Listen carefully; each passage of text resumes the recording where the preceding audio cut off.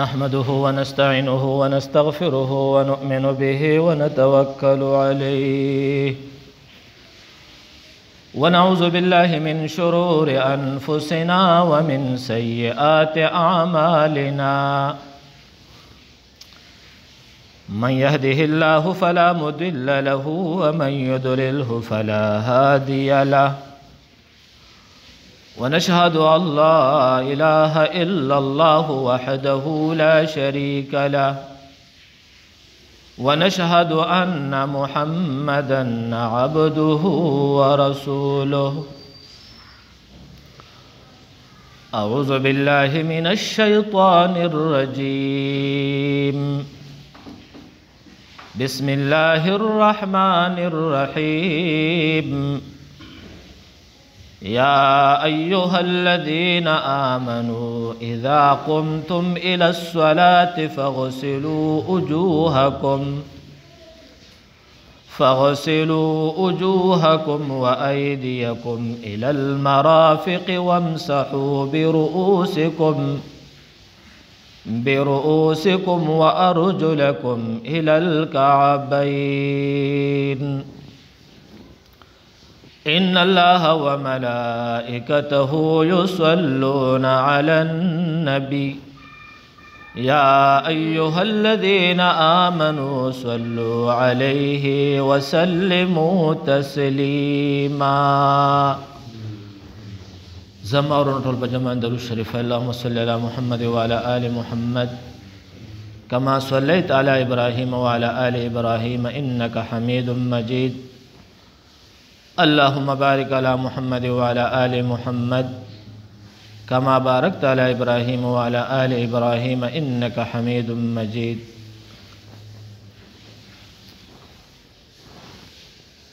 ما تاسو ته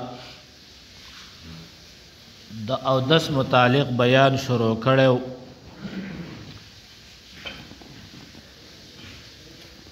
دا دو جمعې تیر شوی دو جمعې مې دتا استنجا متعلق بیان وک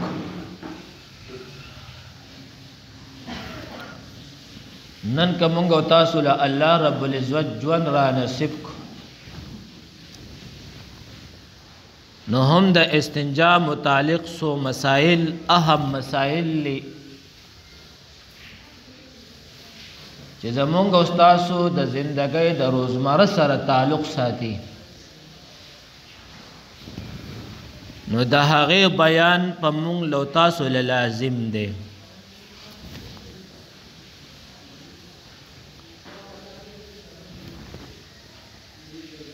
یو توي او دس متعلق چې څومره راځي لا سوخ په مسو مخ نو نجاست حکمی یو توي نجاست حقيقي چې ما وضاحت کړو نو نجاست حقيقي کې استنجا هم ده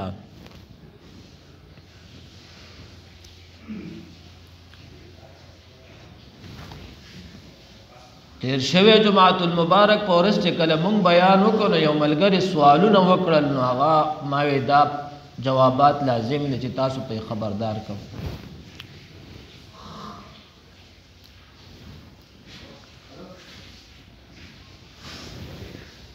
وسو بیا با د علم سره تعلق ساتي چې د استنجا پر زواله مقدار د استنجا واجبواله مقدار استنجا سنتی استنجا مستحبی استنجا مباح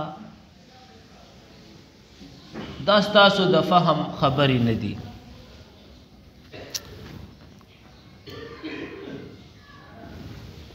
یو سړی دی او هغه امتیاز وکړي لاول ځان په یو مسله فوی کوي یو سړی د تشي امتیاز په اله باندې امتیاز وکړي مونږ او تاسو معاشره کې ورته تش امتیاز وایو.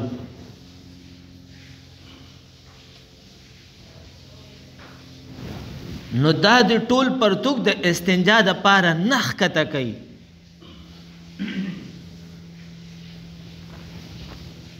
دی به داسې نه کوي چې ټول اندام لاندې باندې ووینځي. د تشو امتیازو اله به دې ووینځي. سب تش امتیازې د کړي دي نو د تشو امتیازو اله به ووینځي. بس د استنجا وشوه.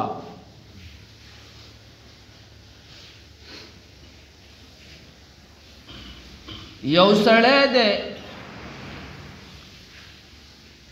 او هغه ډکې امتیازې وکړې بڑا پیشاب، په عربی کې ورته مونږ غایط وایو. نو آلریډي انسان چې کله غایط کوي نو دا زور کوي، نو د ده سره خامخا تش امتیازې د بدن نه وځي یا اساس کې ډېرې که هر څومره خو بدن نه ورسره تش امتیازې بار کېږي. دې صورت کې به اوس دی چې کم دی دواړه وینځي، ځکه دواړه استعمال کې رالل. صفایي به کوي.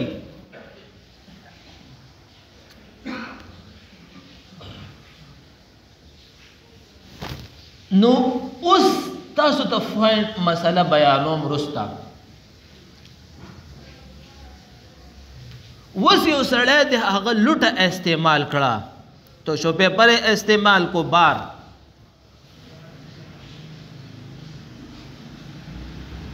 یا جمعه ترالو د استنجا زګونه کمزوري دي، ستر او رد د دخکاری. ستر او رد د سړي د دینوم نوالا او تر زنګنونو پوري رکبتین ورته دیته وای. ګټکې د سړي ستر عورت د دغه نوم نه واخله او تر دغه ځای پورې د ده ستر عورت دی.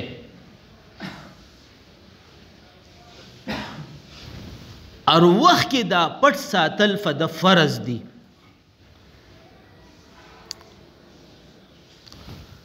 تاسو د فهم دپاره یو مثال ورکوم. د مونځ په دوران کې د 3 ګوتو مقدار، دا 3 ګوتې مقدار ستر عورت د ده ښکاره شو،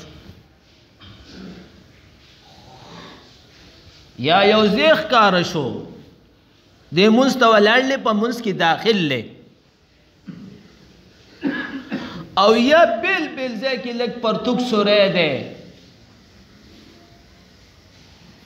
او هغه که ده سره په دې ځای کې څوک شته او که نشته، دا مسله ځان پوهې کوي.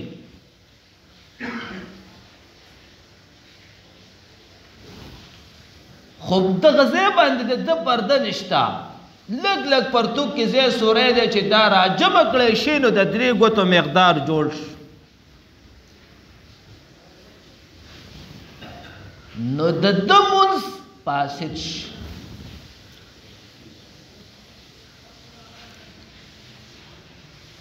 نو کچری د سره داسې نورې جامې وي، نو نورې جامې به اچوي، او که نه وي نو شریعت کې دې ته عذر وایي. نو بیا به څه کوي؟ نو دی به بیا په ولاړه باندې مونځ نه کوي، دی به بیا کیني او په ناسته به مونځ کوي، دی به په ولاړه مونځ نه کوي. نورې جامې نشته، څه شی وکړي؟ عذر دی. نو شریعت وایي چې دی به په ناسته مونځ کوي. نو ستر عورت یو اهم مسله ده، او زه په دې خپلو استنجاګانو په ځای کې بار بار هر ځای وینو، او تاسو ټول به وینئ. اکثر یو سړی راشي پرتوخ ښکته کړو، ستر عورت ټول ښکاره شي. نو د پرځي حکم مات کو. زمون په معاشره کې دا یو خبره مشهوره ده چې د مونځ په دوران کې یو سړی ستر عورت ښکاره شو نو اودس مات شو. اودس نه ماتېږي ځکه دا بعضې قومونه په بعض خلکو په بعض مباحثې کې بیا مسله مونږ ته راوړي. اودس نه ماتېږي خو مونځ یې مات شو. مونځ یې نه قبلېږي، مونځ یې نه کېږي.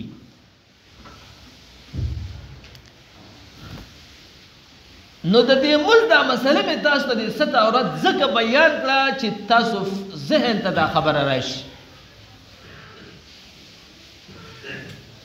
د سړی ستر عورت د دې نوم له واخله په عربۍ کې ورته سره وایي، ناف په اردو کې ناف.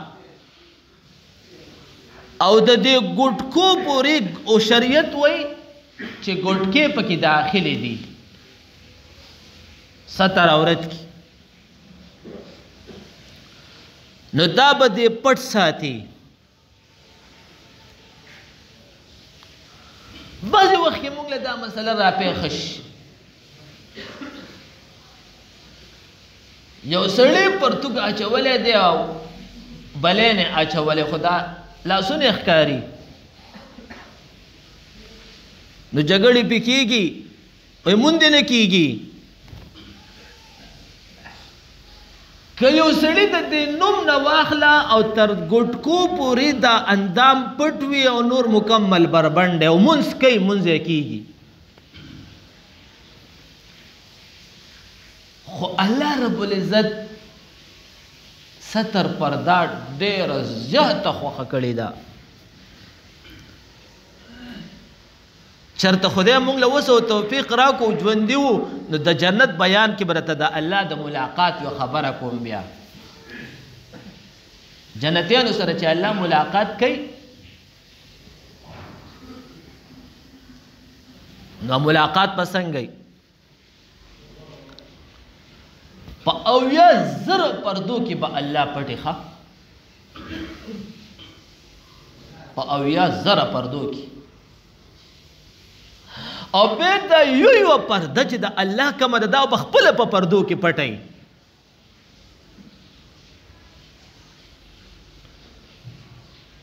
نو رب زمونږ او تاسو ته دا ویلي دي چې ستر به پټ ساتئ او د ښځې ستر پرده صرف دا مخ او د دې لاسونو نه لاندې او د ګټکو نه لاندې دا د ښځې ستر پرده ده. نور ټول بدن د هغه پرده ده، یاختې هم پرده ده.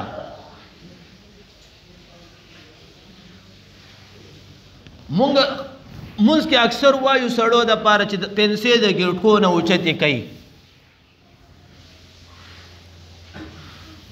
خو ښځه به ګېټکۍ پټې ساتي په منځ کې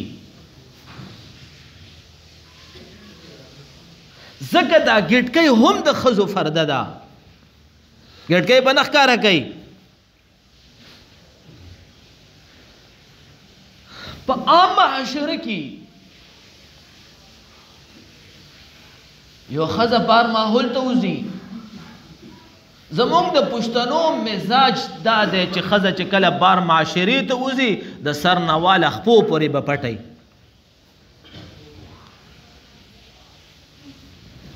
دا زمونږ د معاشرې مزاج دی د پښتون قوم.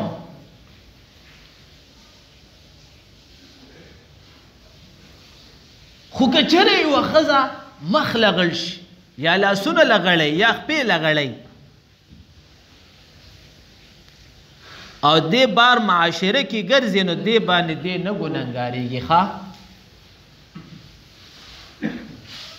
خو زه تاسو ته دومره ازادي تاسو وایئ چې مناسب خو دومره ازادي ورکوي. دا ازادي نه. خو علما ذکر کوي چې بار معاشره ته زنانه اوځي نو دا به هم پټوي. بعض علما وایي چې د بار معاشره د پاره دا هم د ښځې فردا ستر دی، دا ټول اندام سرنواله خپو پوري. خو چې کله زنانه په کور کې وي نو دی به سر نه ښکاره کوي. د کورنۍ اندروني معامله درته ویم.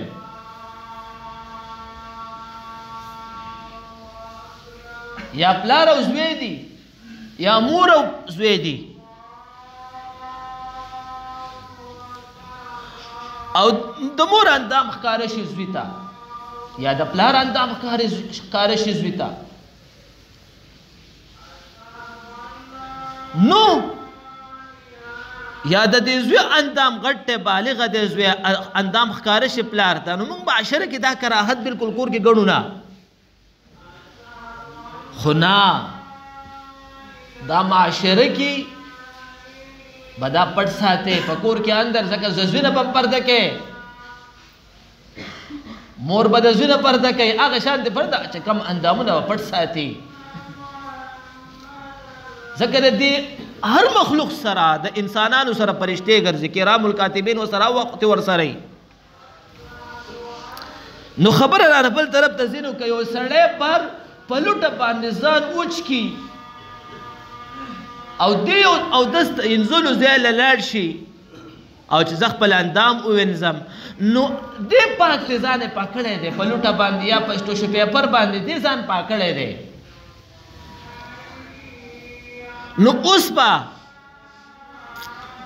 د انزلو سیسټم ستر عورت ښکاره کېږي په هغه ځای کې، نو دته شریعت وایي چې ته نور په بو باندې استنجا مه کوه، ځه اودس وکړه او لمونځ کوه، موندې کېږي. ځکه دغه وخت کې دا استنجا کول د ده دپاره یا سنت دی یا واجب دی. خو په سنتو په واجب باندې دی فرض ترکی لګیا دی، نو فرض حکم ادا کا، ستر پټ کا. ستر عورت پټول په ده باندې فرض دی. اندام به نه ښکاره کوي.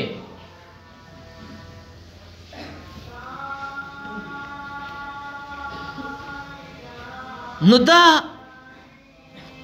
معاشره کې دا شی ډېر عام دی.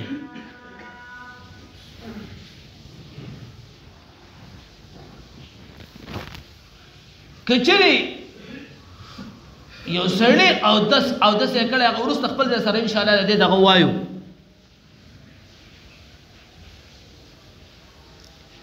یو سړی یو خو په دغه ځای باندې اودس ماتېږي، غایط شو، هغې سره بیا استنجا لازمه کېږي. دا استنجا که په لوټه وي او که په ټوشې پیپر وي او که په اوبو وي، خو صفایي لازم ده. خبره د صفایي ده. دې ته نجاست حقیقي وایي چې دا نجاست حقیقي دا میټاو شي، دا ختم شي.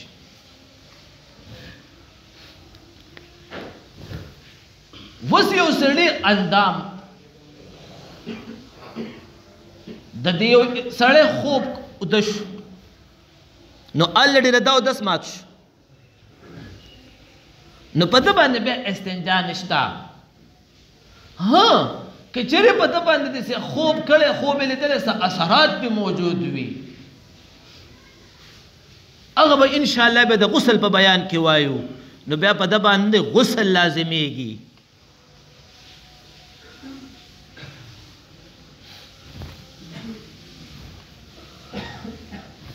یا د یو انسان نه داسې ودي لاړه یا تمزي لاړه، مننه ده، نو د ودی او د وضي سره د انسان اودس ماتېږي، غسل پې نه لازمي کېږي. انسان بېهوشه شو، د ده اودس مات شو، نو دې اودس کوي، نو په ده باندې استنجا نشته. یو سړی په منځ کې وخاندل، منځ ته ولاړ دی او په منځ کې یې وخاندل، نو دته خو اودس مات شو مونږ کې الړ چې اودس مات شو خو مون مات شو نو دته اودس مات شو نو په د استنجا نشتا دی با اودس کوي اودس کې تاسو ته ما ویلې چې حکمی نجاست حکمی چې مونږ لري کوو نو هغه د سلور اندامونو سره تعلق ساتي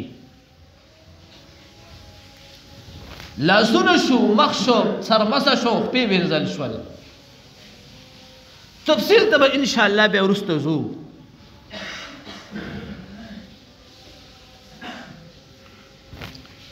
بلدت یو اهم مسله وما په معاشره کې دا یو شی ډېر عام دی او په دې سترګو مونږ ولیدل دوه کسان استنجا ته ناست دي او یو بل سره باتچیت کوي خبرې کوي ستر عورت ښکاره کړی دی استنجا کوي او یو بل سره خبرې کوي بوډاګان هم پکې مولویستې والکان ټول مولویست دې وخت کې خبرې کول مکمل حرام دي حرام دی حرام ستر عورت ښکاري خبرې به نه کوي په غسلخانه کې لامبې خبرې به نه کوي ها یو عذر عذر بیل شی دی چاته آواز وکړي تولیا راله راوړه کپړې راوړه دې ته شریعت کې عذر وایي نو چې کوم وخت د انسان ستر عورت ښکاره وي نو خبرې په ده باندې کول حرام دي خبرې به نه کوي فرشتې په دغه وخت کې درته مخ راړی او چې دا ویني نو ستر عورت یې ښکاري لعنت پې وایي فرشتې ورته خیرې کوي فرشتې ورته وایي موږ دې بې پرده کړو نو د ثواب نه عذاب جوړی خو موږ تاسو پې نه پوهېږو الله دې موږ تاسو پوه کړي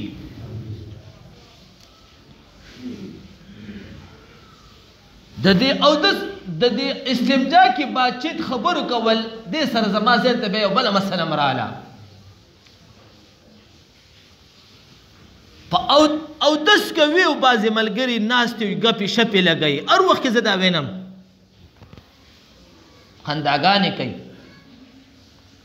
د اودس په دوران کې ګورې دا شریعت ممنوع کړي دي کله چې مونږ او تاسو اودس کوو نو د دې اودس دپاره خپل هر اندام سره وظیفات ویلې ښه مونږ د دې والله که د دې اودس د وظیفاتو په سلو کې به زه داته په زرو کې به نو سونانان مې کسان نه ورسي انشاءالله بیانو به چې لاس وینځې کومه دعا به وی خولې توبه چې کومه دعا به وی سپېمو توبه چې کومه دعا به وی لاسونه چې وینځې کومه دعا به وی مسه چې کې کومه دعا به وی خپې چې وینځې کومه دعا به وی دا اودس ته چې فارغه شي کومه دعا به وی اودس ته چې کینې کومه دعا به وی نو مونږ او تاسو د دعاګانو په ځای باندې خبرې او باتچیت کوو ګپ شپ لګو د ثواب نه عذاب جوړو په دې ځان پوهې کوي بعض عمل زمونږ سوچ دا وي چې دا ثواب ګټو خو ګوره د ثواب نه عذاب جوړو د ثواب نه به عذاب نه جوړو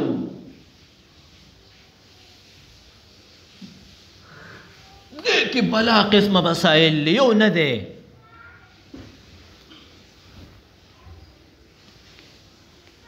خو تاسو ته مې صرف هغه مسائل بیان کړل چې زمونږ او تاسو سره معاشره کې ډېر قریبي تعلق دی او مونږ تاسو کې معمول عام دی